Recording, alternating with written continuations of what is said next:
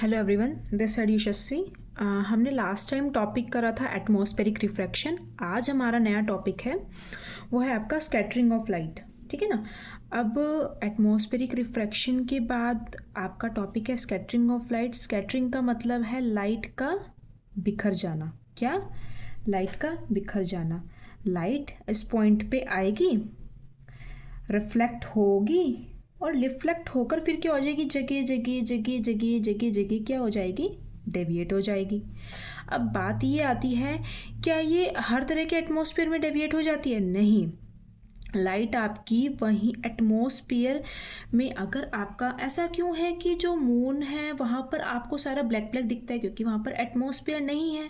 ठीक है ना, इसलिए आपको ब्लैक दिखता है। इट मीन्स एटमॉस्फेयर में कुछ ऐसे पार्टिकल्स हैं जिनकी वजह से आपको लाइट दिख रही है, आपको कलर्स दिख रहे हैं हर चीज़ों के। ठीक है ना। वो क्या रीज़न है?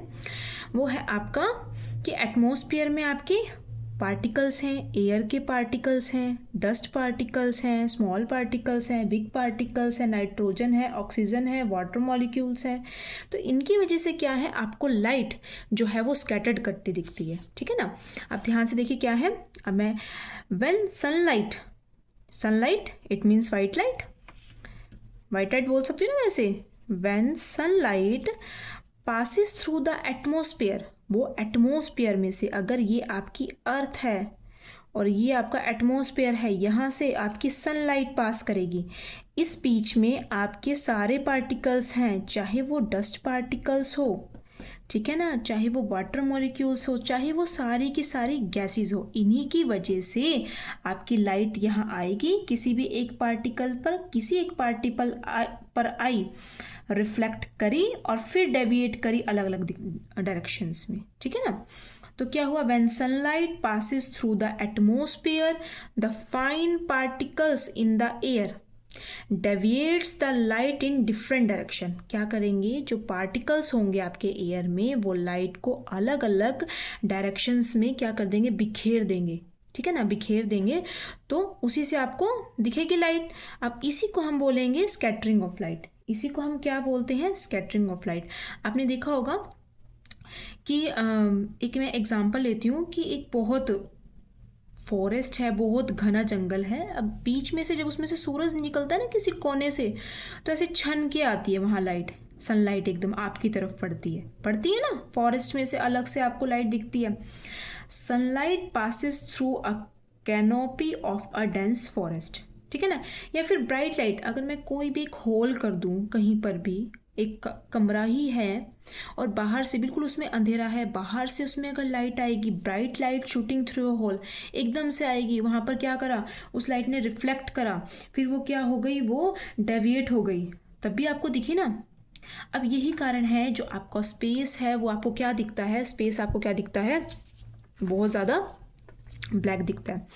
In space there are no particles then it seems become black. अब स्पेस में कोई पार्टिकल्स तो होता नहीं है। अब जब स्पेस में पार्टिकल ही नहीं होगा तो वो आपको कैसा दिखेगा, वो हमें ब्लैक दिखेगा। ठीक है ना। अब इसी से ही ये आपका स्कैटरिंग ऑफ लाइट से ही जो हमारा अगला टॉपिक है वो इसी के ही बेस पर है, वो है टिंडल इफेक्ट। क्या है, टिंडल इफेक्ट। आपका नेक्स्ट टिंडल इफेक्ट क्या है, टिंडल इफेक्ट है, अब पार्टिकल्स हैं, कोई भी पार्टिकल है उसके ऊपर लाइट फॉल कर रही है, वो स्कैटर भी हो रहा है। अब उस स्कैटर होने से आपको चीज़ें दिख रही है ना, पाथ विजिबल हो रहा है ना। अब वो पाथ जो विजिबल हो रहा है, इन सब की वजह से वो सारा का सारा जो फिनोमिना हमारा कहलाता है, वो हमारा कहलाता है टिंडल इफेक्ट। अब लाइट है, लाइट की विजिबल होने के लिए पार्टिकल तो चाहिए ना, है ना। तो आप देखेंगे scattering of light by particles through which a beam of light is passing. हमने बीम ऑफ लाइट पास करी, जो स्कैटरिंग लाइट के पार्टिकल्स थे, और वही पाथ हमें विजिबल हो गया। वो क्या हो गया, हमें पाथ हमें विजिबल हो गया।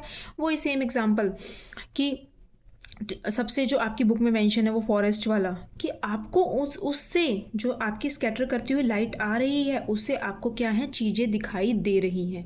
ठीक है ना, क्या है, उससे चीज़ें दिखाई दे रही हैं। अब एक चीज़ और है, अब हम देखेंगे, अब सारे ही आपकी जो विबग्योर हैं उसमें सारे पार्टिकल्स, सारी तो आपको नहीं है कलर्स दिखेंगे, सभी की वेवलेंथ, एनर्जी, फ्रीक्वेंसी अलग अलग होगी ना। अब देखो वेवलेंथ, अब ये आप पढ़ के चलना कि जिसकी भी कलर की वेवलेंथ ज़्यादा होगी वो कम स्कैटर करेगा, जिसकी वेवलेंथ कम होगी वो ज़्यादा स्कैटर करेगा। ठीक है ना।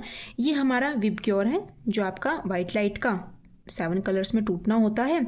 उसमें क्या है, जैसे जैसे हम ऊपर बढ़ेंगे, हम ऊपर बढ़ रहे हैं तो आपकी वेवलेंथ बढ़ रही है, और क्या है, फ्रिक्वेंसी आपकी डिक्रीज हो रही है। फ्रिक्वेंसी डिक्रीज हो रही है तो आपकी एनर्जी भी डिक्रीज होगी। ठीक है ना। तो इससे क्या होगा, जो आपका रेड कलर है वो आपका सबसे कम स्कैटर होगा, सबसे कम बिखरेगा। क्या होगा, रेड कलर आपका सबसे कम बिखरेगा। ठीक है। और ब्लू कलर है, जो आपका ब्लू कलर है वो सबसे ज़्यादा स्कैटर होगा, सबसे ज़्यादा बिखर जाएगा। ठीक है। अब मैंने आपको बताया स्कैटरिंग ऑफ लाइट बताया, फिर मैंने आपको बताया टिंडल इफेक्ट। अब मुझे ये बताओ कि आपके पेपर में आएगा कि कौन कौन से फिनोमिना हैं जो स्कैटरिंग ऑफ लाइट के कारण आपको देखने को मिलते हैं। ठीक है ना। ये फिनोमिनाज हैं। पहला फिनोमिना है ब्लू कलर ऑफ स्काई। आपका स्काई जो है ब्लू कलर का, वो आपको स्कैटरिंग ऑफ लाइट की वजह से दिखता है। Colour of sun at sunrise and sunset, देखा है ना आपने, सनराइज के समय कैसा रेडिश कलर होता है, सनसेट के समय कैसा कलर होता है, वो भी आपका स्कैटरिंग ऑफ लाइट की ही वजह से होता है। ठीक है। Danger signal are red in colour, आपके डेंजर सिग्नल्स होते हैं वो सारे के सारे रेड कलर्स के होते हैं। एम्बुलेंस भी जाती है वो ऊपर रेड कलर की, या आपके जो सिग्नल्स होते हैं रोड पे सारे के सारे लगभग रेड कलर्स के होते हैं, क्योंकि रेड कलर कम फैलता है। अगर कोहरा भी होगा या कुछ भी होगा तो रेड कलर कम फैलता है। ठीक है। अब मैं आपको इसको एक्सप्लेनेशन दूंगी कि आपका स्काई है वो ब्लू कलर का क्यों होता है।